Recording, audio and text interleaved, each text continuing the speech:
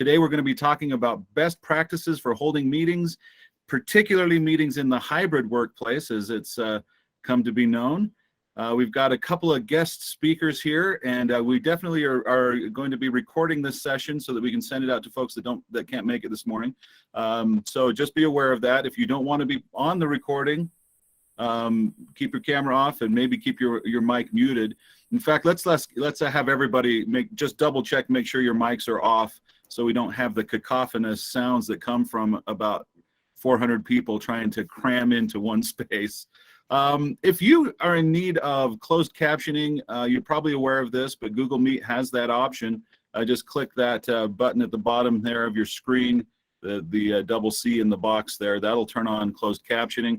It's a fairly accurate transcript, not perfect, but fairly accurate. So that's available to you if you need it. We've got a couple of guest presenters today. Oh, before I do that, let's just talk about a couple of things that I want you to be aware of. We have two things that you can take advantage of as leaders of the state of Utah. One is the Supervisor Survival Guide. You may have heard of this.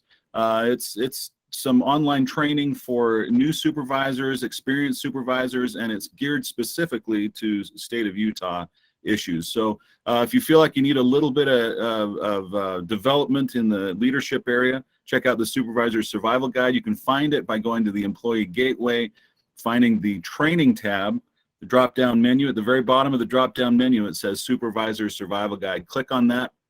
That'll give you access to just jump in and get started on it. Then we also have this thing called the CLIP assessment. And the CLIP assessment is kind of a one-off coaching session with a survey where you find out, it's basically a chance to take a step back and see how you're perceived by your people. That's available as well. We'll send out this slideshow at the end of this presentation, and these two titles here are actually hyperlinks that will take you to the sign-up sheets for both of those. Next month, we will be talking about truth and transparency and give you some things to add to your tool belt for managing performance. Specifically, we're going to talk about communicating, having those difficult conversations. That will be the off-the-shelf offering for March 16th at 10 a.m., same as usual.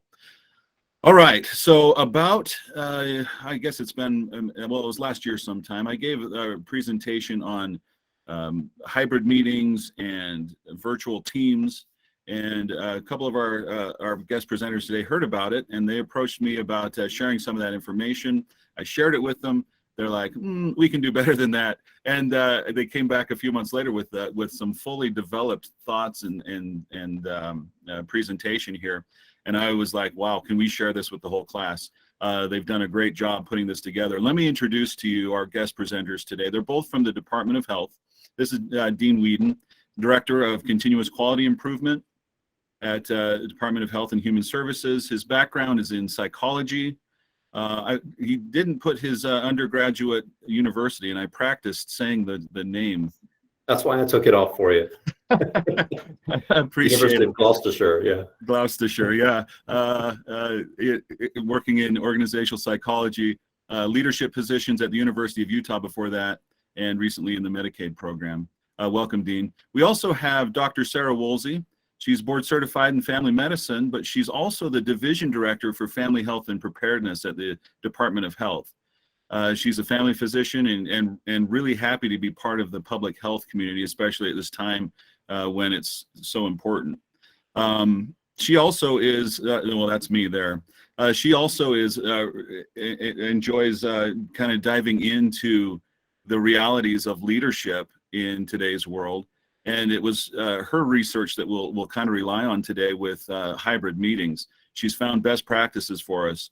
You're going to want to have a way to take notes today, although we will send out this slideshow. You'll want to take some notes about how your teams are working, because, you know, over the last couple of years, we've all become, at least to some extent, hybrid teams.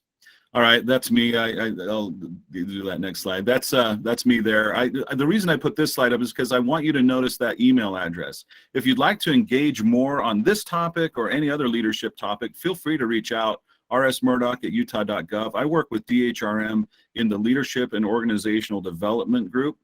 And our whole thing is to provide support to the leaders and managers in state government. So feel free to reach out, rsmurdoch@utah.gov. All right, with that as introduction, let's go ahead and transition over to Dean Whedon. He's going to take us through some tips for meetings. While he does that, I'll be monitoring the chat. If you have questions or if you want to make comments, feel free to use the chat. Just the icon there on the right-hand side, it's kind of got the talk bubble. I'm sure we're all familiar with it. Feel free to use the chat with your questions, and we'll turn the time over to Dean. Dean.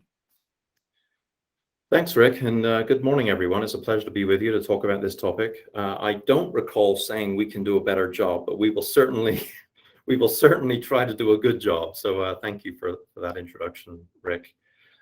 You know, we all spend a tremendous amount of time in meetings, but we don't often spend a ton of time talking about how to make them more effective. And so while this presentation is geared toward how to make hybrid meetings more effective, we thought that we would start out by talking about some of the fundamentals for, of the mechanics of meetings and how to make them effective in general, because that's what we're going to try to, replicate in the hybrid space. And so to do that, I'm going to start by couching this discussion within the general context of organizational communication. So when we think about different ways that we communicate in organizations, including meetings, we can put them on a continuum between rich and lean forms of communication. What we mean by that is two things. So number one, richer forms of communication have more social cues available to them. So I can see you, I can hear you, I can read your body language. Those are so in a rich form of communication, like face-to-face, like video conferencing, I have more social cues available to me. Where in lean forms of communication, I have less social cues available to me to be able to read what's going on. Secondly, the second part of richness and leanness is the immediacy of feedback.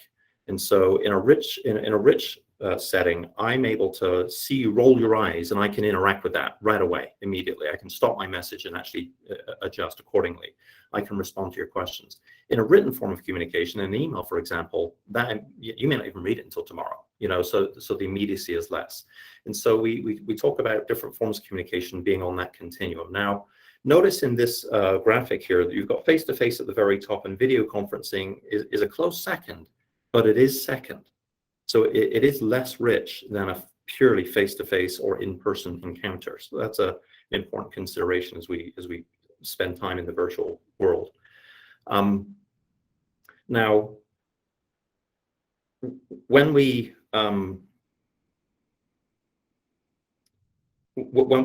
think about these different forms of communication, we could say, well, then face-to-face encounters are always best. They're richer. Why wouldn't we always use face-to-face communication? Well, the reason is because it's not always efficient. And so what's the guidance on when to use a face-to-face encounter or a meeting versus some other form of communication? There's two things really that we can rely on. Number one being, is the material complicated? If it's complex, it's better to use a richer form of communication so we can take advantage of those two factors, the feedback and the social cues. So is it complicated? And second of all, is it sensitive? If it's sensitive, it's better to use a richer form of communication so that we can manage that sensitivity in real time.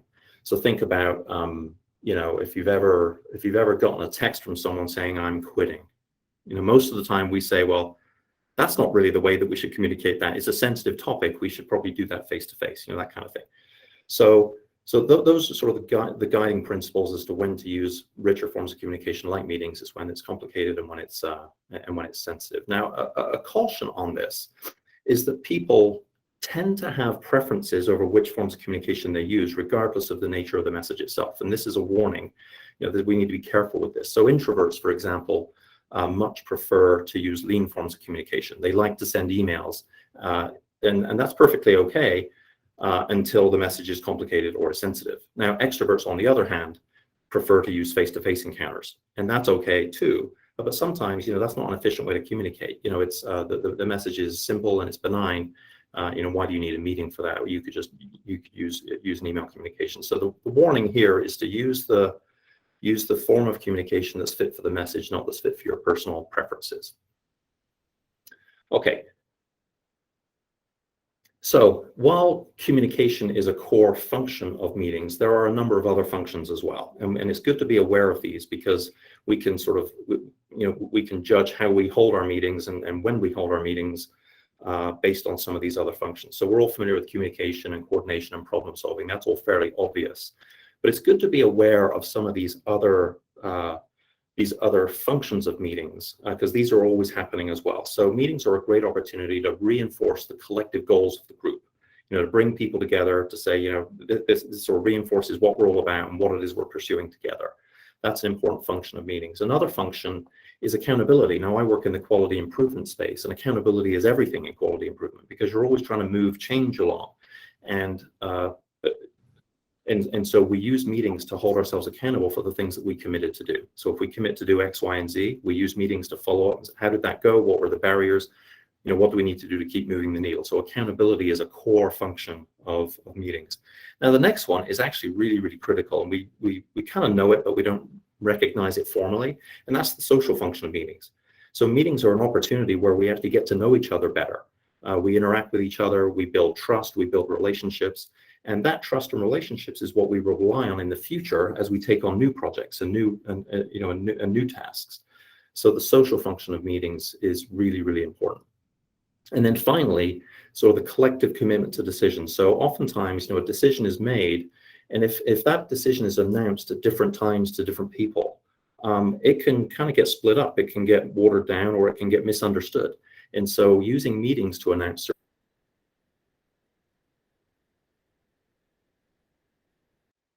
at the same time, and when there's ambiguity or questions, those can be clarified by the same person to everybody at the same time. So that's meeting functions, and then we start talking about types of meeting. Now, this is useful to sort of keep in mind. So we've got informational meetings like this one, where it's primarily a one-way. It's an announcement or it's a presentation. There's not a lot of interaction. Those are informational meetings, and then we've got brainstorming meetings, which is where we start flinging ideas around. We're sort of very open. All sorts of harebrained thoughts can be passed around just to develop, notions and get ideas flowing. That's a brainstorming meeting. And then we've got meetings that we call constructive meetings. And this is actually what we spend most of our time in, I think, which is where we're problem solving, we're developing solutions, we're developing ideas, we're discussing possibilities and things like that. That's a constructive meeting. And then finally, we've got decision-making meetings where we take different options available to us and weigh them up and decide which way we're going to go. Now, unlike with the functions of meetings where all of those functions are going on at the same time, in types of meetings, we overtly don't want to have different types of meetings going on at the same time. And this is, so if you think about a meeting you were in recently that didn't go so well, there's a good chance that one of the reasons it didn't go so well is that you had people actually holding different meetings. So you had someone over here that was trying to brainstorm still, or still trying to develop an idea, and someone over here is trying to make a decision. They're actually holding two completely separate meetings, and that's why they don't go well. So it's important as you're facilitating meetings that you try to get people actually holding the same meeting at the same time. So I'm going to go through just the next few slides. We're going to talk about preparing for a meeting, starting a meeting, and facilitating a meeting. And we'll hand it over to Dr. Woolsey. So a few considerations before the meeting. So scheduling. Now, this may sound like an odd thing to put on a presentation about just scheduling the meeting, but there's actually a couple of things I really want you to understand and know about this. So first of all, we tend to be really committed to these traditional hour-long, 30-minute time frames. We're conditioned that way just in our culture. And that's okay. We start meetings on the hour or on the half hour or whatever. But we should be careful about, if we don't need 60 minutes, if we don't need an hour, don't schedule an hour. Be deliberate about how long your meetings are scheduled for. But two, and most importantly for me, is allowing for transition time. Like if you can go away today and do this whole presentation will be worth it for me. So what we mean by this is, something that might be typically scheduled for an hour, starts on the hour, don't schedule it for the full 60 minutes. Schedule it for 50 minutes and end at 50 minutes. Now, why would we do that? Well, there's a few reasons. First of all, people need to eat. People need to use the bathroom, but also people need to sort of, maybe gather their notes or gather their thoughts about what their assignments were in that meeting. But most importantly, we want to give people some transition time to prepare for the next meeting or for the next activity that they're engaged with. If you imagine 8 people coming from 8 different meetings and they have to jump right into the next meeting, first of all, there's a good chance that some of them are going to be late, and that makes that meeting less effective right off the bat. But second of all, none of those people have had time to prepare for what they're going to be talking about in the next meeting or in the next activity. And so giving that transition time really helps with making the subsequent meetings more effective. So that's why we talk about scheduling. Second, we talk about who needs to be present for a meeting. Now, one of the general rules of thumb on this is, once you go beyond 10 to 12 people, you start watering down, you start losing the effect of having people in the meeting. Now, in our environment, that's a necessity sometimes. We just have big meetings, and that's okay. But we should be intentional about who's present.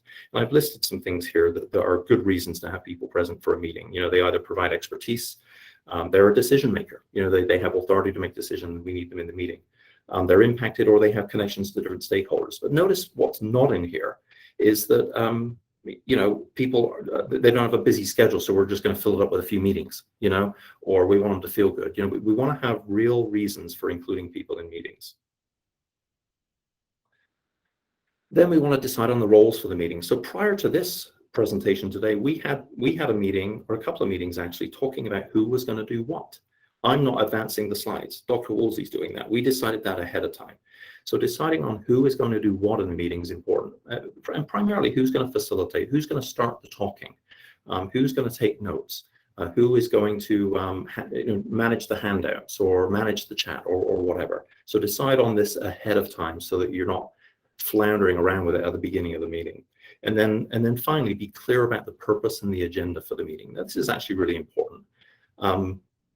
Now, when we say an agenda, it doesn't need to be 8 things. It could be just 1 or 2 things, but it's important that people know what those 1 or 2 things are. So again, they can be prepared to contribute on those topics and to contribute on just those topics, not other topics. We're actually narrowing down what it is we're gonna talk about. So sending that information out prior is a really helpful thing to do. Now, as I said, an agenda can be long or short, but we want to be realistic with the time frame that we've got. So if we've got 45 minutes, we want to make sure we only have an agenda that is good for 45 minutes. Now I learned this the hard way some years ago when I had someone prepared to speak at a meeting, and we ran out of time.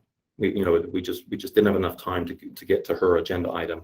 And I didn't think it was a big deal until she let me know that it was a big deal. She let me have it, because she had spent a significant amount of time preparing for her item, and I had disrespected that time, And so, this kind of preparation is really important to avoid those kinds of things. So starting the meeting outright. Now, again, you think, allow chit chat. Well, why would that be an important thing? It's actually really quite important. Again, that social function of meetings, about building relationships and trust, that chit chat in the first couple of minutes of a meeting can actually be, it reduces anxiety, it gets people familiar with each other, it sort of orients people to each other, and it gets people ready to participate. Now, we don't want to do this for 25 minutes, that's a waste of people's time. But the first couple of minutes, allowing people to chit chat is often a healthy thing to do. Now, some groups actually formalize this with certain activities, which is a good thing to do because it actually encourages everybody to participate in that chit chat as opposed to just a few people. But allowing that is actually a healthy thing to do. Second of all, introductions. Now, these are important, but we got to bear in mind what kind of a meeting we're in as to how much time to spend on this. So if we're doing a recurring meeting where we're going to be working together over time, you can spend a bit of time on this, getting to know each other and activities to introduce one another and things like that. But if it's a one-off meeting, again, spending 20 minutes in a 45-minute meeting doing introductions is not a good use of time.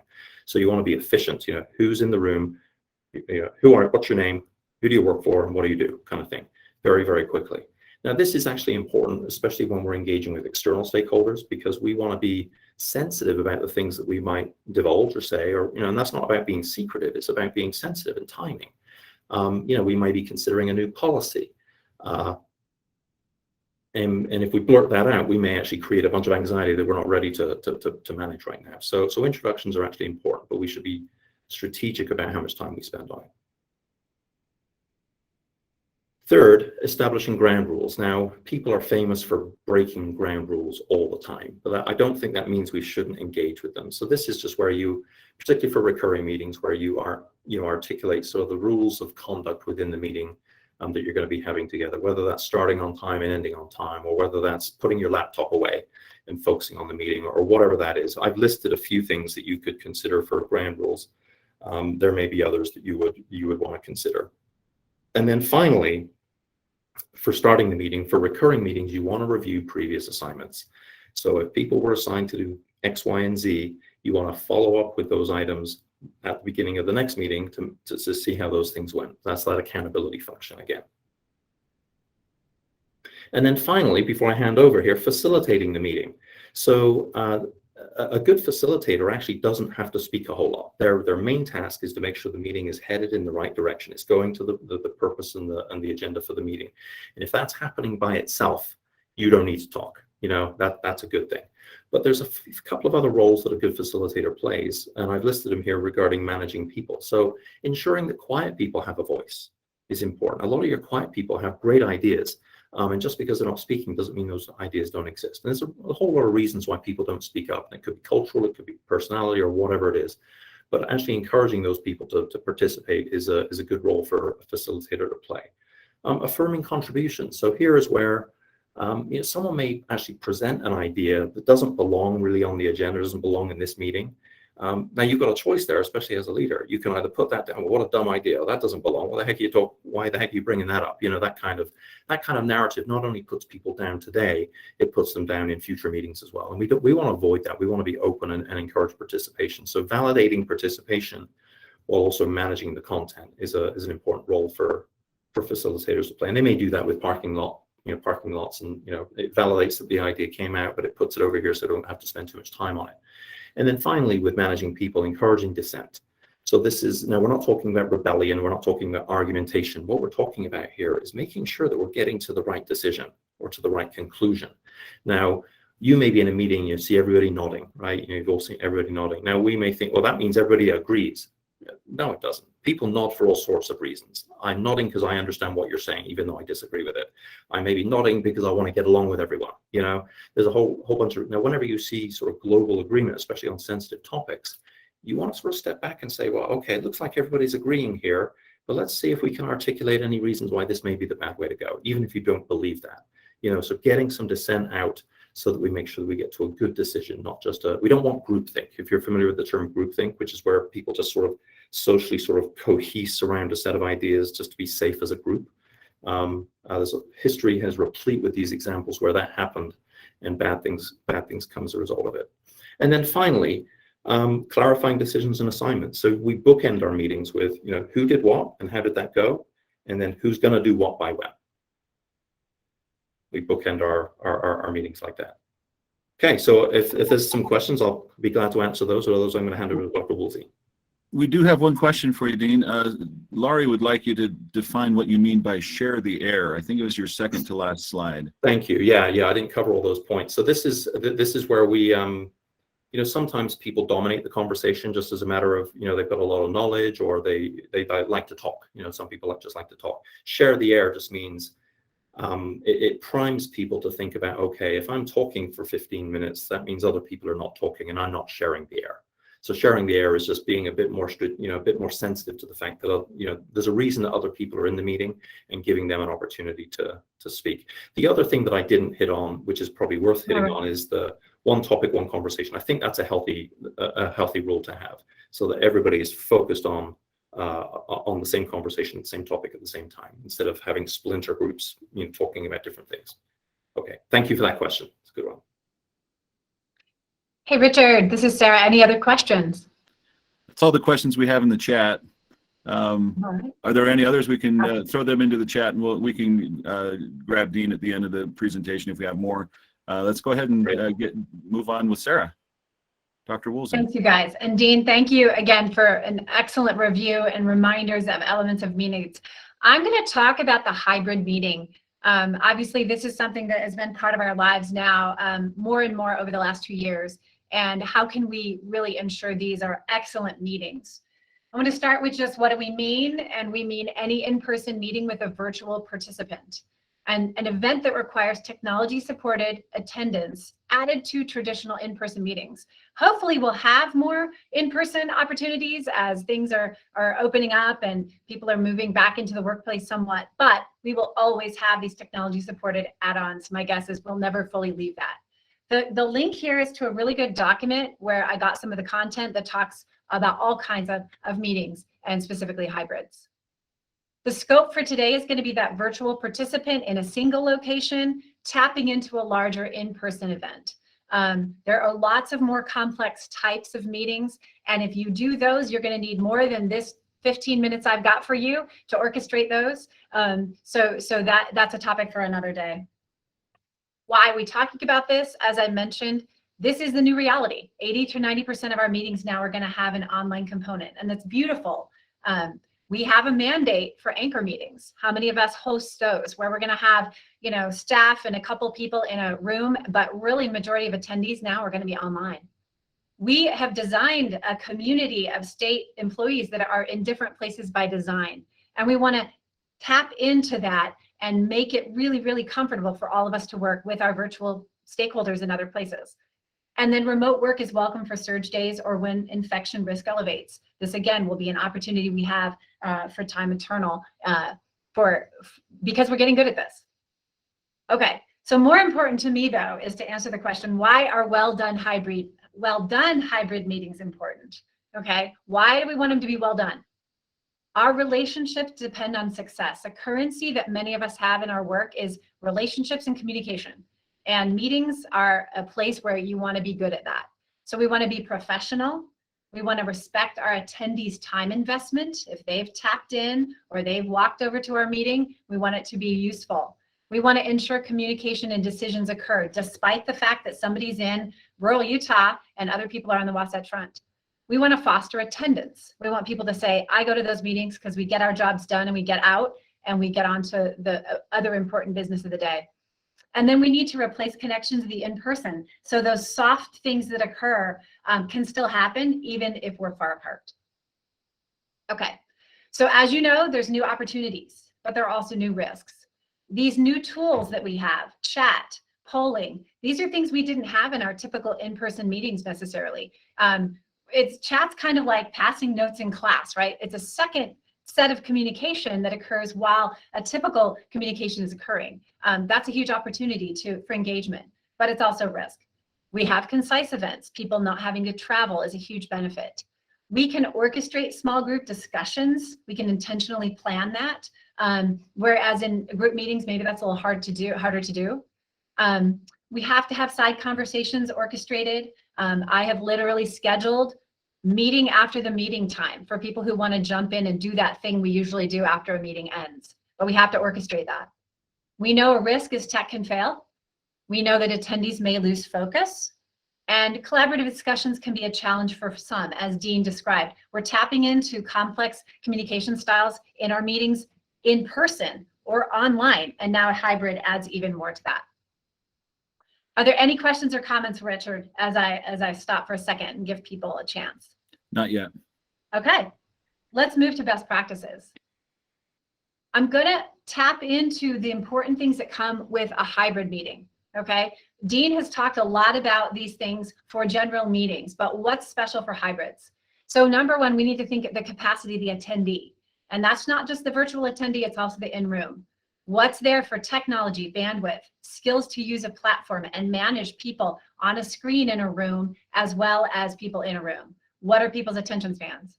What format of presentations are going to be used? And can you manage those, again, in that duplicated space? What kind of discussion or dialogue are going to be needed? What do you need to plan for? What staff or roles are needed to execute the meeting well? Dean talked about some of the roles, but in hybrid meetings, there may be a little bit more you want to think about.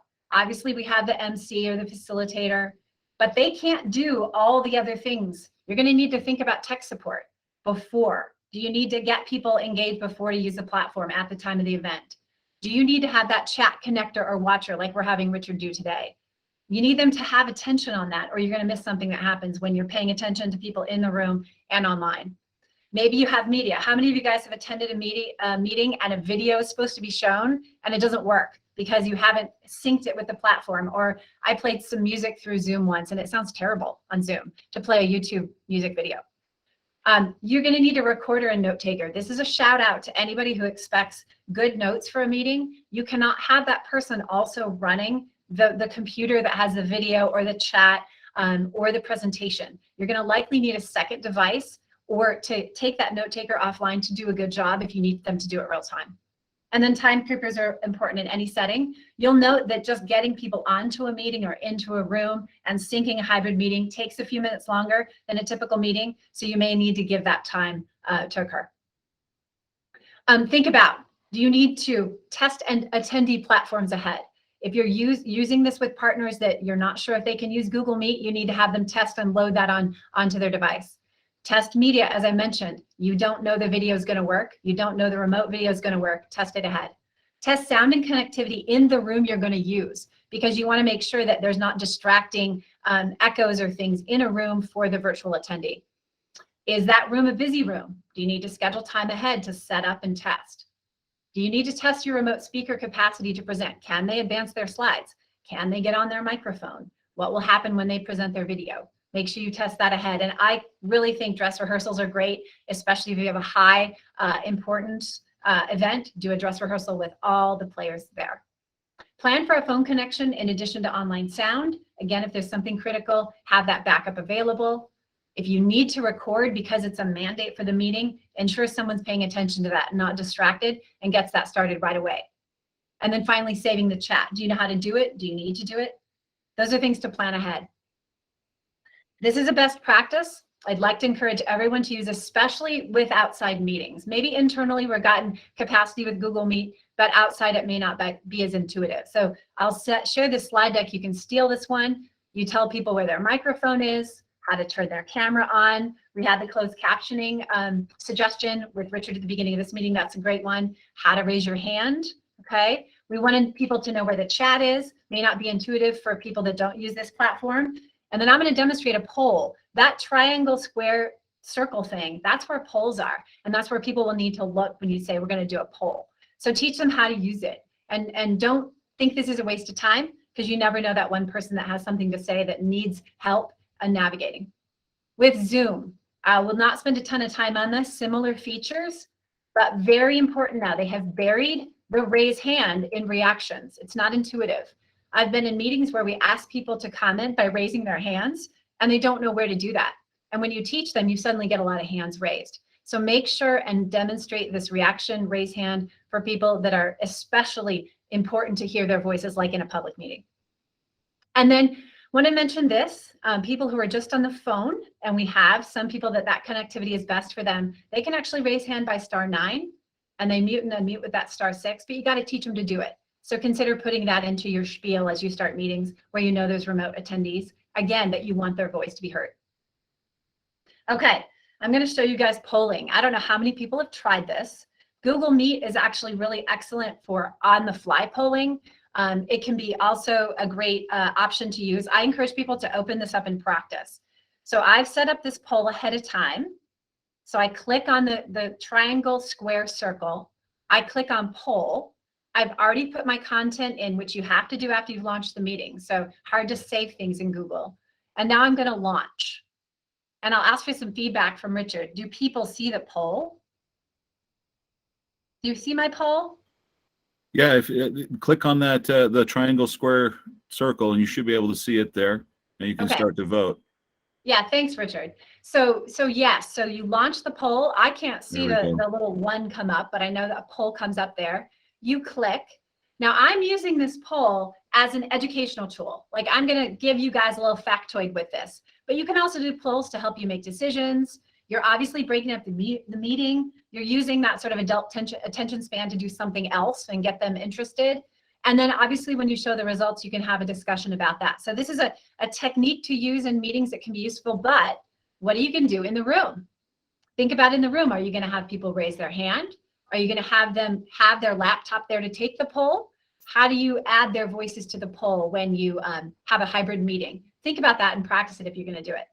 I'm going to end the poll, okay? And you guys have all read up, or 31 to 45 minutes is ideal. Can you guys see the results, Richard?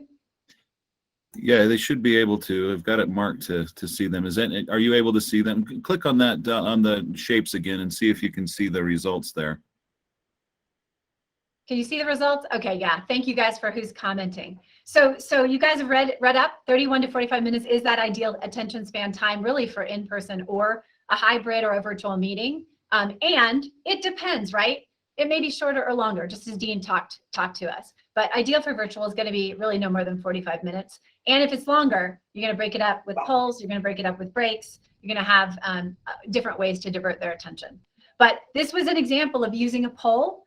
I would encourage everybody to open up that little triangle circle thing in your next meeting. If you're the host, you can do that and practice with a poll. I've used this to actually bring a group to consensus. As the DHHS was working on some consolidation topics, we were actually able to do a vote to kind of make our decision making faster in a hybrid meeting. So use the poll when it's beneficial to you. Okay, I'm going to keep moving. Dr. Woolsey, we do have a couple of questions. Sure, let's do that. Yeah.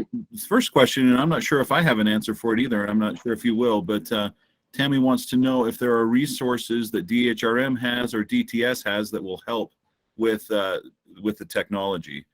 I'll have to do some research for you, Tammy, and I'll try to get back to you on that one. And then Joshua also wants to ask, the Star 6 and the Star 9 features work for Google Meet as well as Zoom? So I know Star 6 works. I don't know about Star 9. And that would be a really good thing to learn since we do so many meetings in Google Meet, but I know that it does work in Zoom.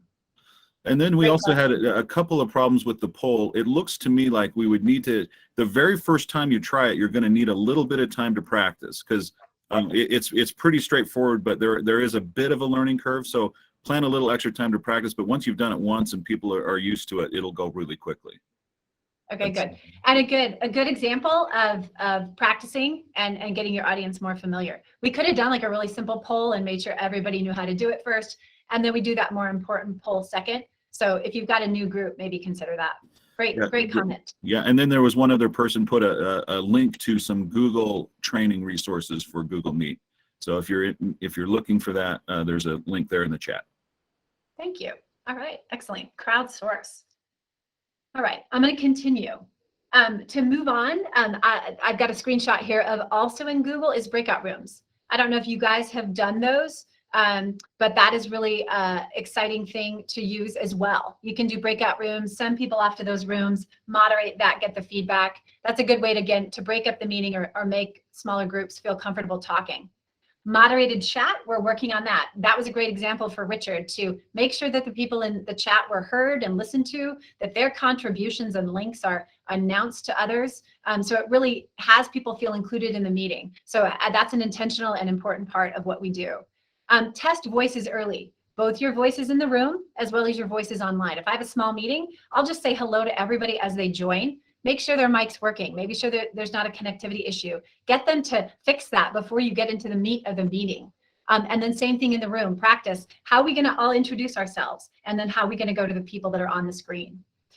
Set ground rules for sharing. Give people options. If you want them to chat, tell them. If you want them to raise their hand, tell them and instruct them how to do it. If you want to have the people on the phone interrupt at certain times, tell them how to do that, or intentionally orchestrate your meeting to pause and address the people in the virtual, address the people on the phone. I know for me, I'm an extrovert. I like those in-person meetings. I like to ensure that I connect to people that are near me. I have to practice engaging with people that aren't physically in the room with me. Get people talking in the first 5 minutes. This is something I learned in presenting a long time ago in large groups. Have them chat, have them unmute and say something, have them do a little game or whatever. As Dean said, it's that social aspect, but it gets their voices ready. It gets their fingers limber to chat. It has them realize you're going to be calling on them again. So get them talking the first 5 minutes. Documents, if you're showing them, did you send them ahead in case someone's not able to see them online? If you're printing agendas, how do you want to handle that in the room or when you're sending them virtually? I'll describe a brief mention. We co-edited a document with a woman who lived in Montezuma Creek. She had very unreliable internet. We were doing a Zoom editing with a group, both in person and online, and she was just on the phone.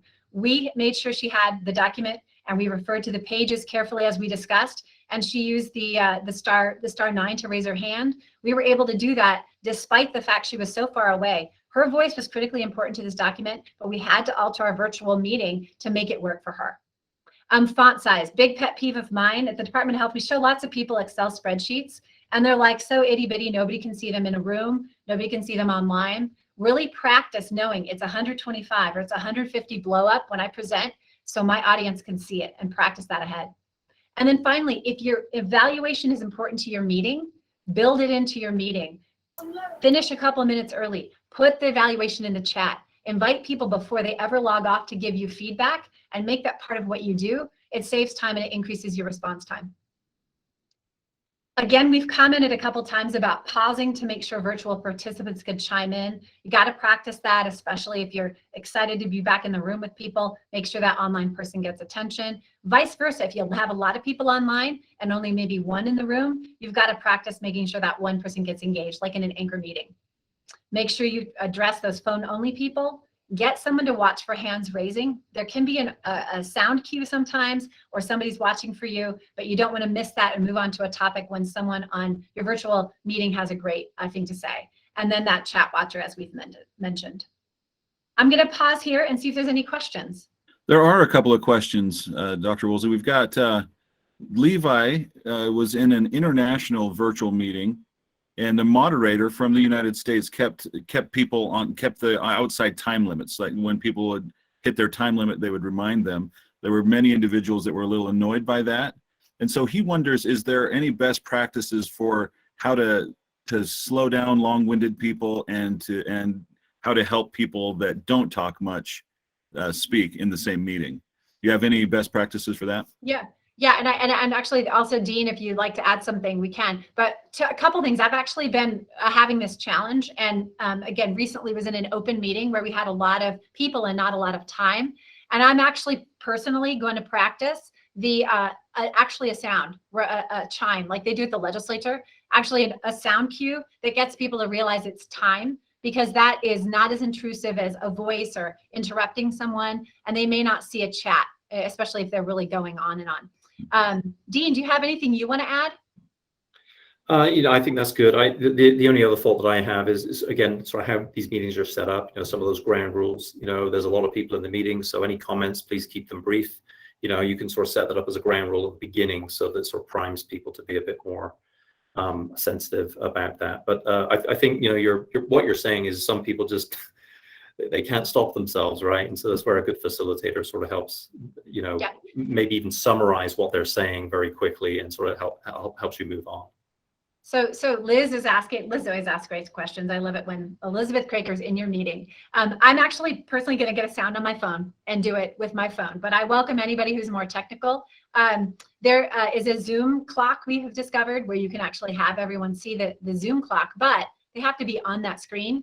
So that's a challenge. So I'm actually going to get a sound on my phone and push it, or a bell. That's what I'm going to do, Liz. But I welcome more tech savvy people to be thinking about it. I love that. Any other questions, Richard? Yeah, we do have a question. This is maybe a crowdsourced question. Yeah. Are there any rooms at the MASOB that are set up for having hybrid meetings work well? When I am one of the only people virtual, with the majority in the large conference room, I can almost never hear well. This is a real concern. People tuning in virtually can't hear the people in the room. Absolutely. I welcome folks from the MASOB to talk that through. I know here at Health, we've practiced in my 406 is a real good one, but anybody have a suggestion? And if not, I task you all to work on that and practice that. Okay, good. Okay, keep going, Richard. Yeah, how to help a leader who is charged with leading hybrid meetings, but who is not very well versed with technology.